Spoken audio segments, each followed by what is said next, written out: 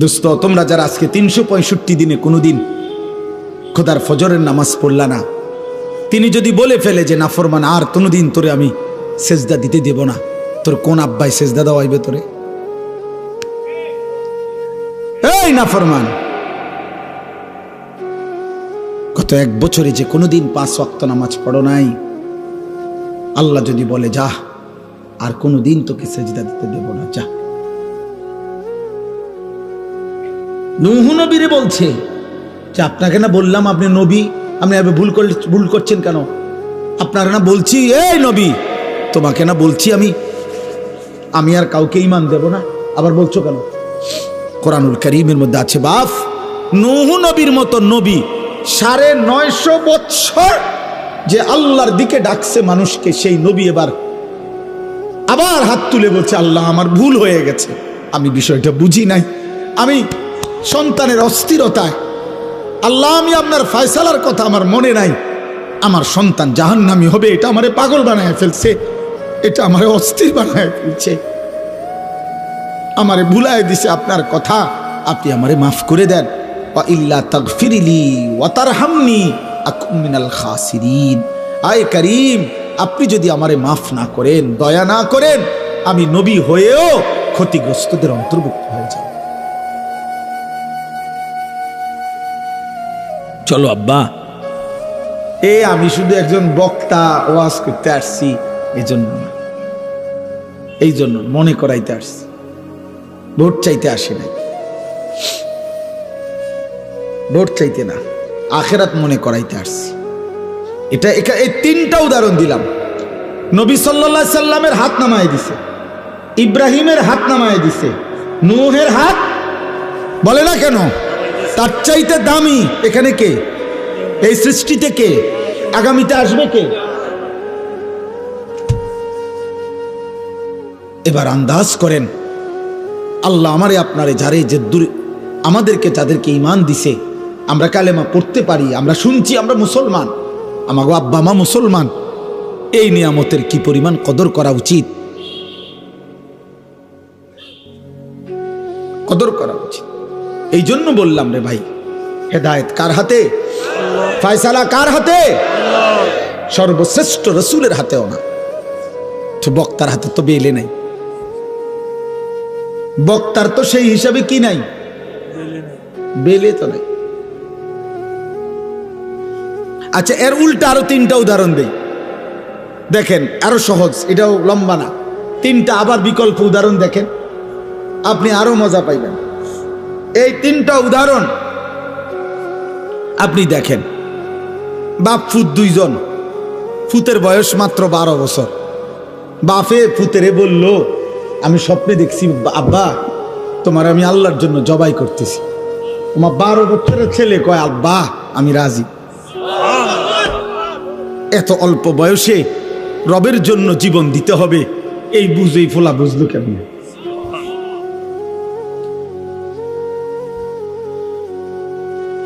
আল্লাহ বলছে দেখো তো এবার ইব্রাহিম আবার ইসমাইল, আমি আল্লাহ 2 জনকেই পূর্ণ ঈমানওয়ালা বানায় দিলাম, এটাও আমার ফয়সালা।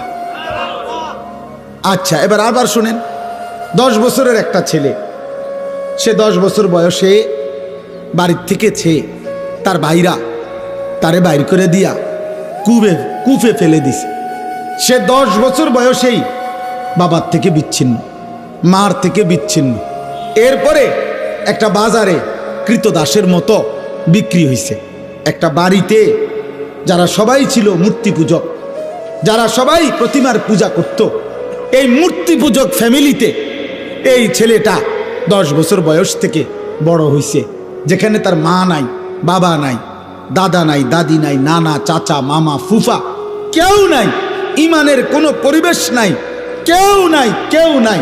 একটা মানুষ তাকে লা ইলাহা ইল্লাল্লাহ শোনাবে এমন কেউ ছিল না যার। কিন্তু 10 বছর বয়স থেকে কুফুরির ঘরে বড় হয়ে এই যুবক যখন প্রাপ্তবয়স্কে এক সুন্দরী রমণী তাকে যখন জিনার জন্য ডাকছে, যুবক তৎক্ষণাৎ আল্লাহকে ডাক দিছে। কে তারে শিখাইলো? মালিক। ক্বালা মাযাল্লাহ, জুলাইখার আমন্ত্রণে ইউসুফ চিৎকার দিয়ে বলছে, আমি আল্লাহকে ভয় করি, আল্লাহর কাছে পানাহ চাই।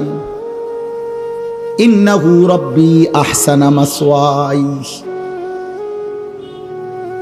আমার সেই আল্লাহ যিনি আমাকে জন্ম থেকে এই পর্যন্ত বড় উত্তম ভাবে লালন পালন করেছেন। ইন্নাহু লা ইউফলিহুজ জালিমুন। ইউসুফ আলাইহিস সালাম জুলাইখাকে মোট 3টা কথা বলছে।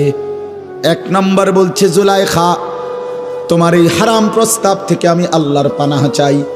2 নম্বরে বলছে, জুলাইখা আমার আল্লাহ আমারে বড় বেশি যত্ন করে লালন পালন করেছে জুলাইখা। 3 নম্বরে বলছে, ইন্নাহু লা ইউফলিহুজ জালিমুন। জুলাইখা কিয়ামত পর্যন্ত মনে রাখবা, কোনো পাপী, কোনো নাফরমান আল্লাহর অবাধ্য বান্দা কখনোই সফল হয় না। কে তারে এই বুঝ দিল? কে? বুঝছেন উনি কে? ইউসুফ। আরেকজন সে হলো যে ছোট্টবেলায় জন্মের পরেই কোলে বাচ্চা, কোলে দুধ পান করা অবস্থায় আল্লাহর হুকুমে তার মা তাকে কুয়াত পানি ফেলে দিছে।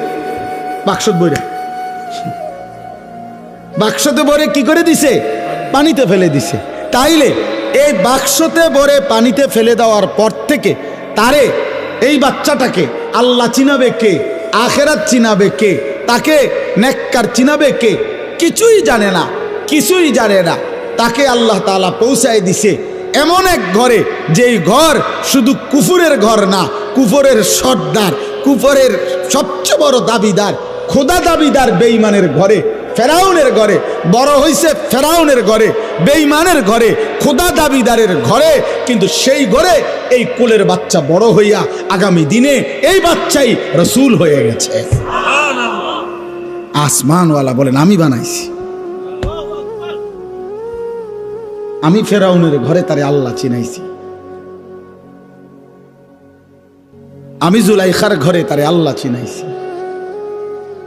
সুবহানাল্লাহ, সুবহানাল্লাহ। এই জন্য দোস্ত এই তিনটা 6টা উদাহরণ দিলাম। মূলত হেদায়েত কার হাতে? ফয়সালা কার হাতে? পরিবর্তন কার হাতে? কিশোর ভাই, যুবক ভাই, বয়স্ক ভাই, পর্দার আড়ালের মা বোন, প্রত্যেকে আপনাদের সবার কাছে আমার অনুরোধ, আমি আর লম্বা করতে চাই না। লম্বা করা যাইতো কিন্তু উচিত না, কারণ আশপাশের বাসাবাড়ির মানুষ, তাদের ঘুমের সময় কষ্ট হয়। যত কিছুই আপনারা বলেন, আপনাদের ভাল লাগলেও কিন্তু ঘরওয়ালাদের কষ্ট হয় ভাই। মাইকের আওয়াজ কষ্ট পায় মানুষ, অনেকের ঘুমের কষ্ট হয়, ক্লান্ত মানুষ, মহিলা, অসুস্থ, বাচ্চা। এই জন্য খুব রাত করা আসলে ইনসাফ না, খুব রাত গভীর করা উচিত না। এই জন্য আমি আপনাদের কাছে, এই যুবক ভাই, তোমাদের সবার কাছে অনুরোধ করছি, ভাইয়া জীবনটা সুন্দর করো। আল্লাহ নিজের হাতে ঈমান দিছে। আব্বা, তোমারে মা বাপ মুসলমান দিছে। যারে আল্লাহ ঈমান দেয় নাই, সে আল্লাহ চিনে নাই, তার দুর্ভাগ্য কিয়ামতের দিন দেখবে। আরে দুনিয়ায় যারে আল্লাহ একটা বাচ্চা দেয় নাই, ওই মা বুঝে দুনিয়া কত কষ্টের, ওই বাবা বুঝে দুনিয়া কত কষ্টের। অতএব আমি অনুরোধ করলাম, এই রাত গভীরে এবার আমি আয়াতগুলোর তর্জমা বলি, শেষ তাইলে আমার কথা। আমাদের প্রত্যেকেই শুধু আয়াতের তর্জমা বলার আগে 30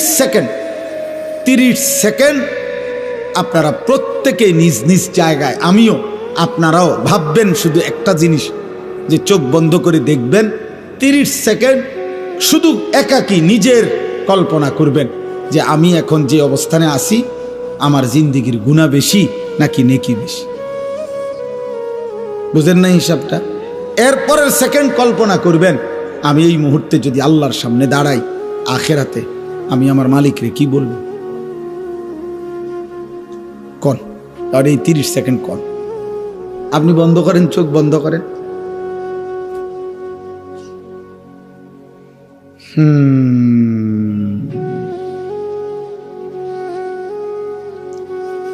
বলেন কি মনে হয় বাপ?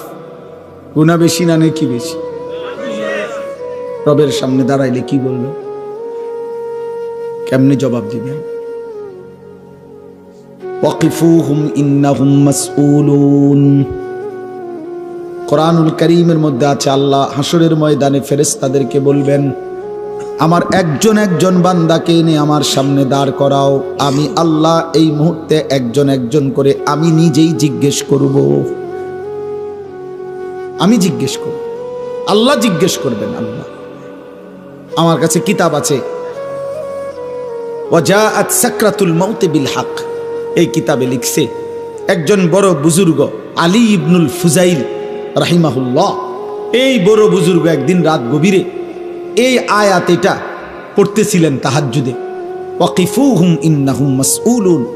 আল্লাহ বলবেন একজন একজন করে আমার সামনে দাঁড় করাও, আমি আল্লাহ আমি নিজে জিজ্ঞেস করব, আমার বান্দাকে, বান্দা আমার 60 বছর আমারে ফিরিয়ে দাও, আমার নিঃশ্বাসের হিসাব দাও, আমার খাবারের লোকমার হিসাব দাও, আমার আলো অন্ধকারের প্রতি সেকেন্ডের হিসাব দাও।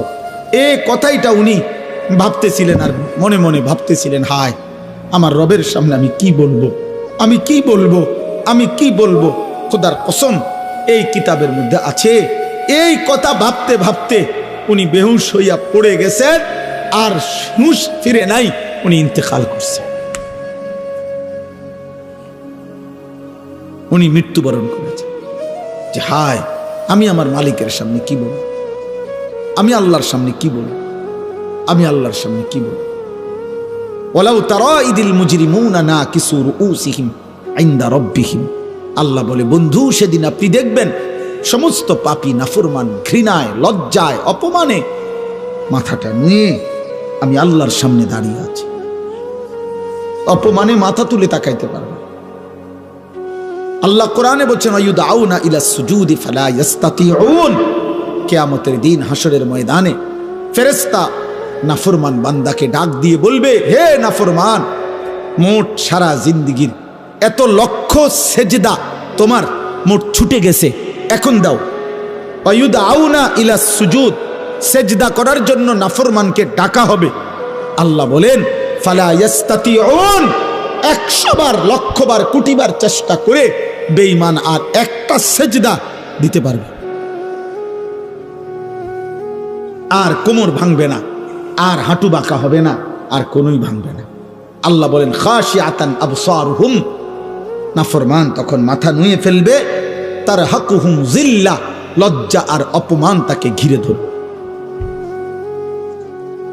দোস্ত তোমরা তো মনে করছো টেলিভিশনের খবর যদি তোমাদের এতটা বিশ্বাস হয়, সমবয়সী বন্ধুর কথা, নাটকের কথা, সিনেমার কথা, গায়িকার কথা, অ্যাডভার্টাইজের কথা, চ্যানেলের খবরের কথা, তো আসমানওয়ালার কথা আমার বিশ্বাস হবে না কেন? মুহাম্মদ আরবি সাল্লাল্লাহু আলাইহি সাল্লামের কথা আমাদের বিশ্বাস হবে না কেন বলে? এই জন্য আমি প্রত্যেকটা কিশোর যুবককে খুব মনোযোগ দিয়ে তোমরা ভাই শুনতেছো, মাশাআল্লাহ, আল্লাহ তোমাদেরকে বসার মধ্যে বরকত দান করেন। আমার নওজোয়ান, তোমার জন্য তুমি ভালো হও, তোমার জন্য তুমি ভালো হও। তুমি নষ্ট হলে, চরিত্রহীন হলে এই পৃথিবী তোমার মনে রাখবে না।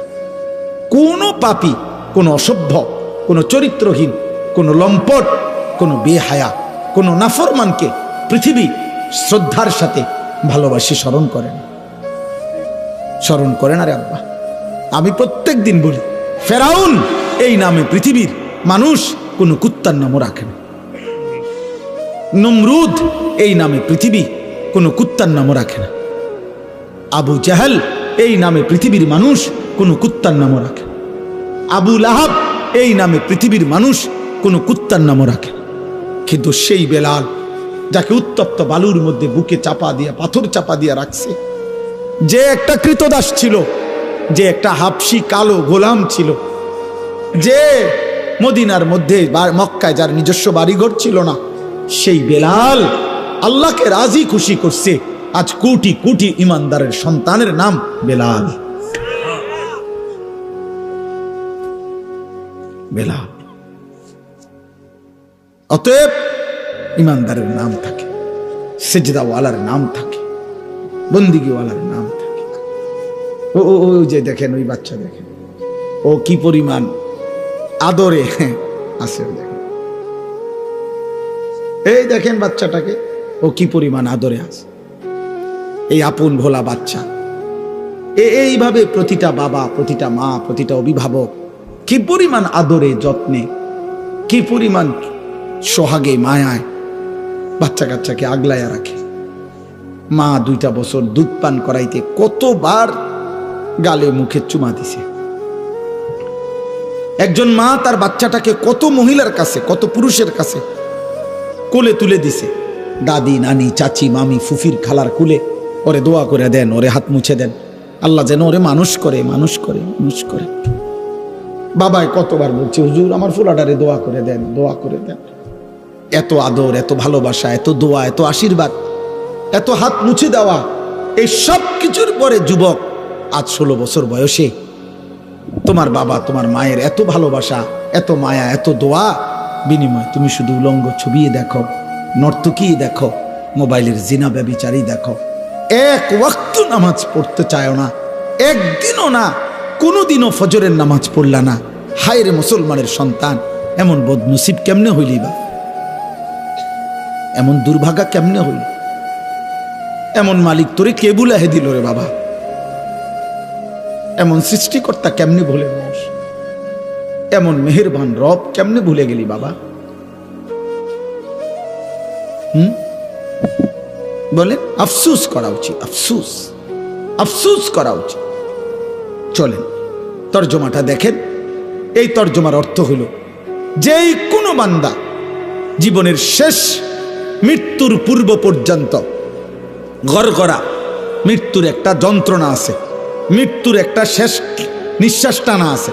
মানুষ শেষ টাইমে আজরাইল আসার পূর্ব মুহূর্তে সাকরাতুল মউত, মৃত্যুর যন্ত্রণা শুরু হয়, তখন মানুষ নিঃশ্বাস টানে। এটারে মরণের নিঃশ্বাস বলে। যারা বিবেকবান, সচেতন, ওরা বুঝে যে উনি আর টিকবে না, উনি আর থাকবে না। এই নিঃশ্বাস, শেষ নিঃশ্বাস টানার আগ পর্যন্ত, সাকরাতুল মউত আগ পর্যন্ত, গড়গড়া মৃত্যুর যন্ত্রণা আসার আগ পর্যন্ত আল্লাহ রসুল শুনাইছেন, আল্লাহ বলে দিছেন, বান্দা এর পূর্ব পর্যন্ত তুমি যদি কোনো একদিন কোনো সময় তোমার মনে পড়ে তোমার পুরা হায়াত তুমি ভুল করছো, গুনাহ করছো, নাফরমানি বেশি করেছো, তো ঠিক যখনই মনে পড়বে কোনো দিকে না দৌড়াইয়া আমি আল্লাহর কাছে আইসো। ঠিক যখনই আসবা আমার কাছে শুধু 3টা কাজ করবা। তুমি দিল দিয়া বলবা আমি গুনাহ ছেড়ে দিলাম, আর করব না, ওয়াদা দিলাম, আমি মাওলা লজ্জিত, মাফ চাইলাম। আল্লাহ বলে 3টা যদি অন্তর দিয়া বাস্তবিক অর্থে আমারে বুঝাইয়া বলতে পারো, আমি রব কসম করে বললাম আসমান পর্যন্ত ছোঁয়া গুনাহ আমি মাফ করে দেব। তুমি আইসো আমার কাছে, যেদিনই মনে পড়বে তোমার, যেদিনই ভুল বুঝবে তুমি বান্দা, আমার কাছে আইসো, কারো কাছে যাইও না। কুল ইয়া ইবাদিয়াল্লাযীনা আসরাফু আলা আনফুসিহিম, এই যে সূরা জুমার 39 নম্বর সূরা, 24 নম্বর পারার 53 নম্বর আয়াত।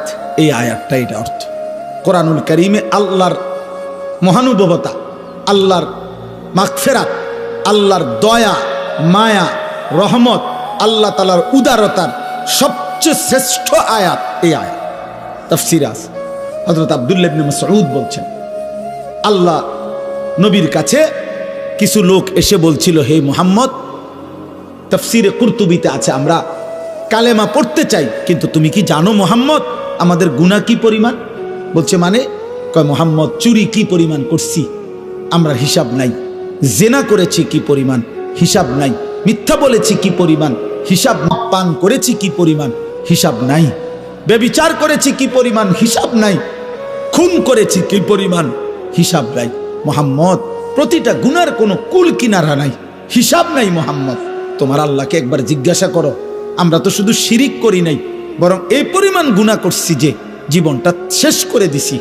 এখন তোমার আল্লাহকে বলো উনি কি পরিমাণ মাফ করবে, উনি কদ্দুর মাফ করতে পারবে, ওনারে জিজ্ঞাসা করো।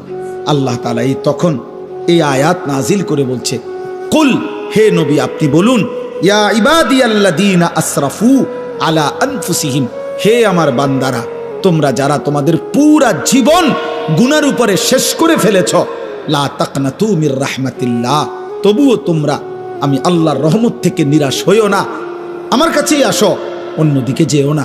ইন্নাল্লাহা ইয়াগফিরুয যুনুবা জামিআ, আমি আল্লাহ ওয়াদা দিলাম নিশ্চয়ই আল্লাহ সমস্ত গুনাহ একসাথে মাফ করে দিবেন। কুফর সব মাফ, শিরিক সব মাফ, কবিরা সব মাফ, সব মাফ, সব মাফ, সব মাফ। তুমি আমার কাছে আইসো না, আমার কাছে। ইন্নাহু হুয়াল গফুরুর রহিম, আল্লাহ বলে কেন মাফ করব না বান্দা, তুমি জানো না আমি গফুর, সব ক্ষমা আমার কাছে, আমি রাহিম, সব মায়া আমার কাছে, সব ক্ষমা আমার কাছে, সব মায়া আমার কাছে বান্দা, আমি গফুর, আমি রাহিম।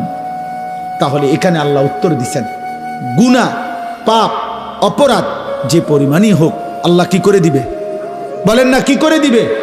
এখন শর্ত হইল, প্রশ্ন হইল কি করতে হবে, বলেন কি করতে হবে। এই পরের আয়াতে এখানেই শোনেন, আল্লাহ বলছেন 54 নম্বর আয়াতে, ও আনিবু ইলা রব্বিকুম, 1 নম্বর কাজ, তোমরা তোমাদের রবের নিকট তওবা করো। আনিবু আই তুবু আই ইরজিউ, তোমরা তোমাদের রবের কাছে ফিরে আসো, তোমরা তোমাদের রবের কাছে তওবা করো, তোমরা তোমাদের রবের কাছে এনাবাত ঝুঁকে আসো, এদিকে আসো, রবের কাছে আসো। কি করো, কথা বলেন না কি করো, ওরে ভাই শেষ করে দিচ্ছি, বলেন কি করো, তওবা করো, তওবা, তওবা, তওবা। ওই যে আজকে ওইখানে বলছি, এখনো বলি,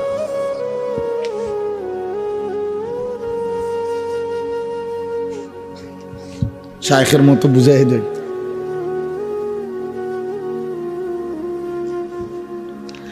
আমার শায়েখ আল্লামা মুফতি মুশতাকুন নবী কাসিমি হযরত যেমনি বুঝায় আমি এমনি বুঝাইতে চাই।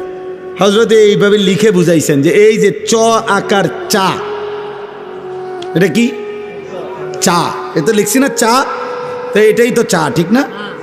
না, এটা চায়ের শব্দ। চা কোনটা? চা পাতা, চিনি, ফানি, তিনটা মিললে যেটা হয় এটা চা, এটা চায়ের শব্দ। এই জন্য তওবা, এটা তওবার শব্দ, আস্তাগফিরুল্লাহ এটা তওবার শব্দ। কিন্তু তওবা হলো 3 জিনিসের নাম। 1, পূর্বের সব গুনাহ ছেড়ে দেওয়া। 2, আর করব না ওয়াদা দেওয়া। 3, লজ্জিত আর অনুতপ্ত হয়ে আল্লাহর কাছে ক্ষমা চাওয়া। এই 3টা একসাথ করলে যেটা হয় ওইটারে কয় তওবা। ওইটা যদি সত্যিকার হয়, ওইটা যদি দিল থেকে হয়, ওইটা যদি বাস্তবসম্মত হয়, আল্লাহকে তো আর ফাঁকি দেওয়া যাবে না। যাবে? আল্লাহ ভিতর বুঝেনি, আল্লাহ অন্তর বুঝেনি, আল্লাহ দিল বুঝেনি, আল্লাহ বাস্তবতা বুঝেনি, আল্লাহ তাআলা সব জানেনি, আল্লাহ আমার খাসিয়ত জানেনি।